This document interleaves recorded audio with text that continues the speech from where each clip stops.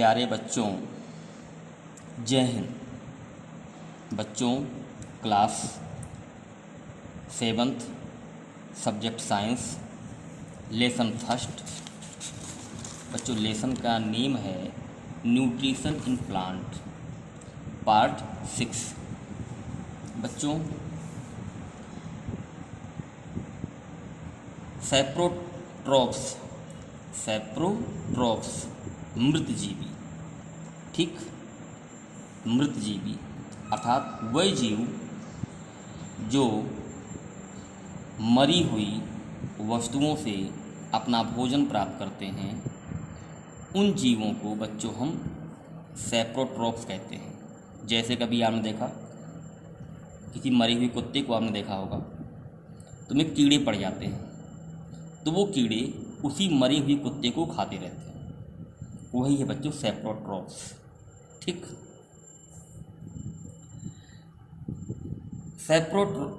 सैप्रोट्रोप्स are organism. सैप्रोट्रोप्स जीव हैं like fungi and bacteria. Fungi और बैक्टीरिया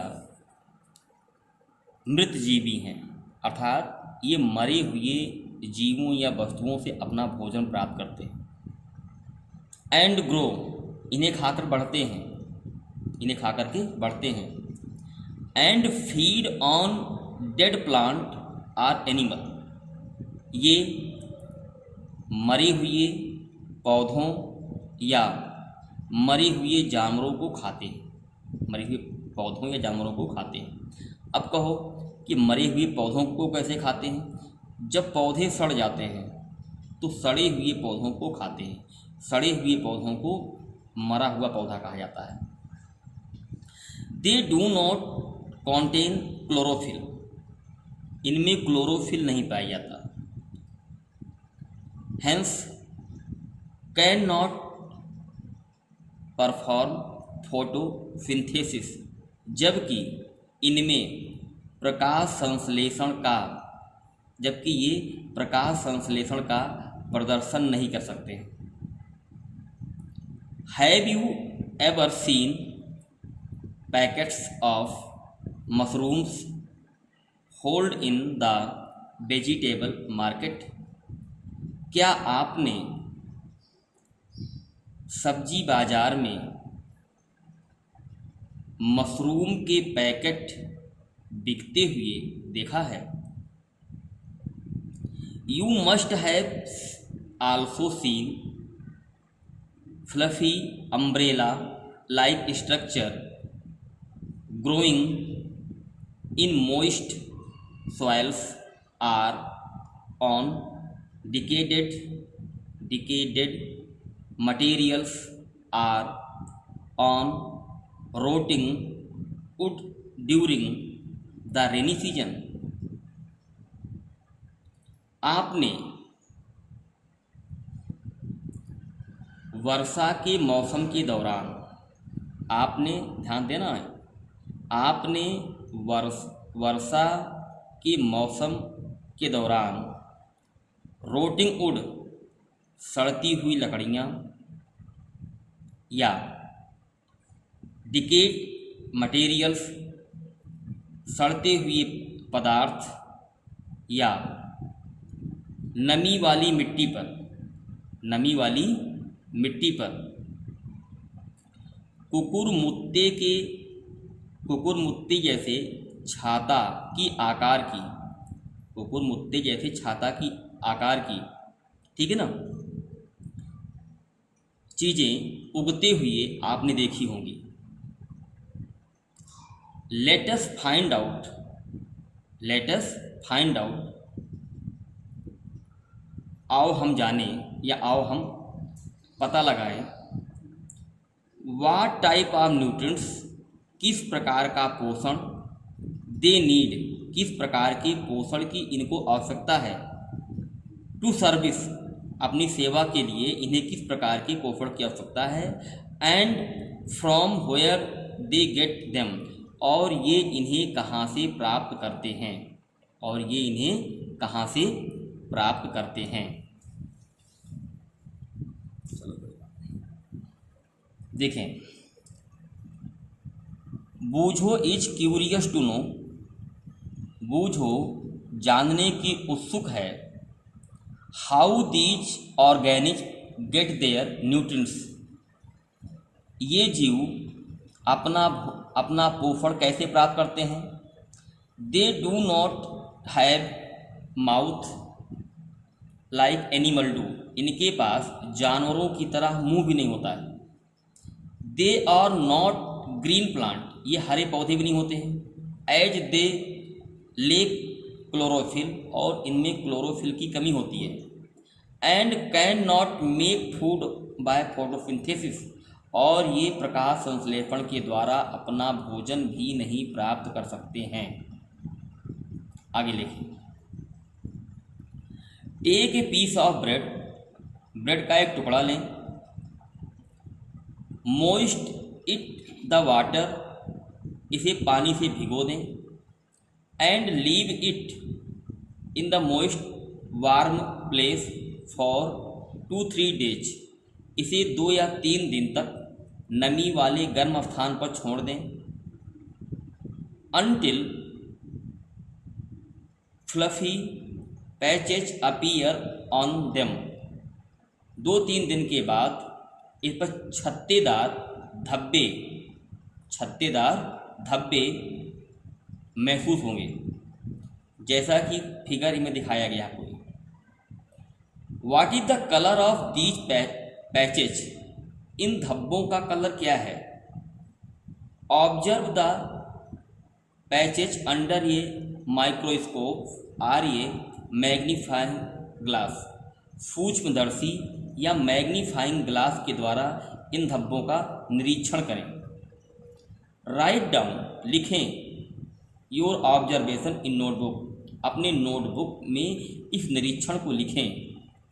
यू विल नोटिस, आप देखेंगे, cotton like thread appear on entire pieces of bread, इस piece के अंदर कॉटन में रुई की तरह, रुई आप देखा ना, रुई देख रहे हैं, रुई की तरह या धागे की तरह, धागे की बनावट की तरह आपको इस पर चित्र दिखाई देंगी।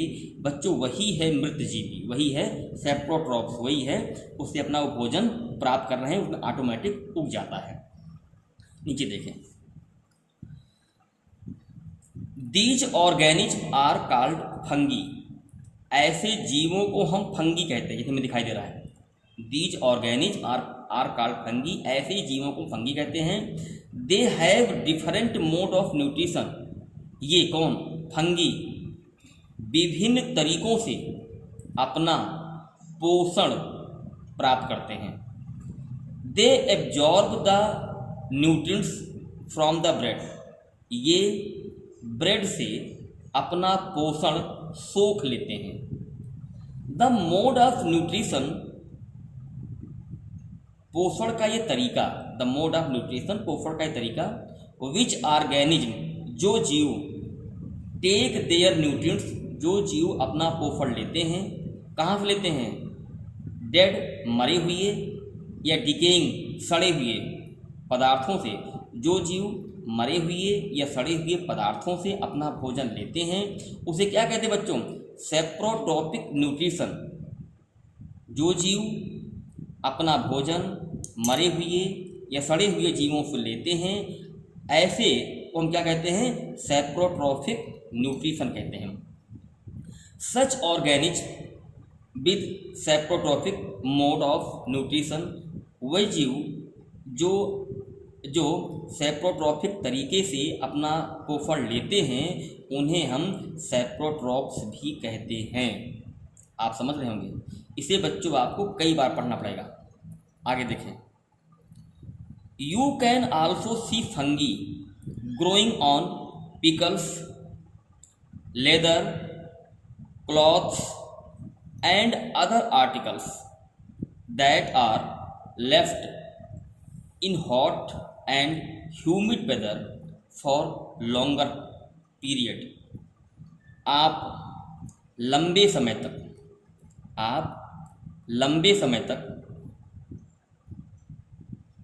अचार, चमड़ा, कपड़ा और दूसरी वस्तुओं को गर्म और नमी वाले स्थानों पर छोड़ दें तो उसमें फंगी उगते हुए भी देख सकते हैं। During the rainy season many things are spoiled by them. वर्षा के मौसम के दौरान बहुत सी वस्तुएं इनके द्वारा स्पॉइल्ड बर्बाद हो जाती हैं। Ask your parents about the means of fungi in your house.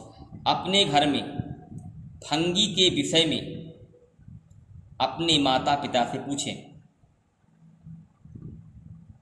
The spores of fungi are generally present in the air.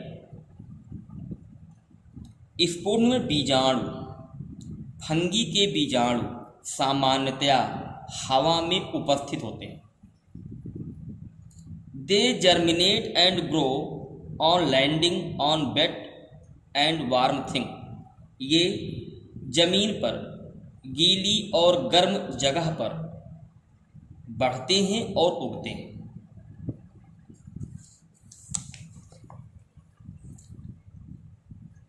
पहेली इज ईगर टू नो। पहेली जानने की इच्छुक है। Whether her shoes which she purchased for a special occasion. उन्होंने अपने जूते को खास अवसर पर खरीदा था। Were spoiled by fungi during rainy season.